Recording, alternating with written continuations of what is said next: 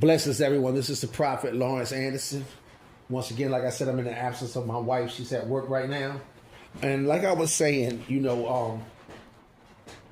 I ended up leaving home and staying with a couple friends. And I started realizing I could hear their mothers as, why is Lawrence here so long? And why he not back at his mother's house? Why he's not at home? And things like that. So those little things were starting to, bring a realization to me. I was already greatly anointed with the gift of the discernment. It came from my childhood. It was increasing with things that I would learn and adapt and watch. Very humble, very quiet person, and really would watch and observe you, because I wanted to make sure that you was who you say that you were. And that to a child, man, that's something to be piling into someone's head. And so I had a lot of I ended up going to a new school. I had a lot of girlfriends and things like that growing up. I came from a house that you couldn't have.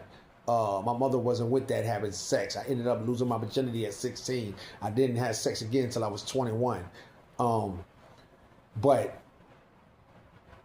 my mother had a lot of strict rules, and she was very protective because of what me and my brother, who was 10 months under me, where we came from, and the poverty and the struggle and our mental mind state at the time of being hurt and abandoned. And so, throughout the years, we lashed out, man. And, I fought a lot of school, but very intelligent. I love school. I love to learn. I'm like a big kid when it comes to learning anything. I like to know, how are you? How are you really feeling? What do you like to do? Where do you like to go? What makes you happy? What gets you upset? What's your triggers? What's your plans? What you want to do better? How can you achieve that? What help do you need? Those type of things. Christ had compassion. You got to have compassion for people. You pointing them in a direction you know nothing about, because you are not allowing yourself to absorb what they're going through.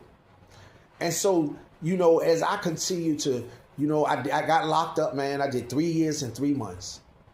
When I tell you the first couple months, man, because I lost my career, my recruiter came to the jail. They gave me an enlistment. You understand what I'm saying? And instead of a dishonorable, because they knew what it would have did at that time. And it tore my mother up. So I had no business. I had got locked up September the 16th.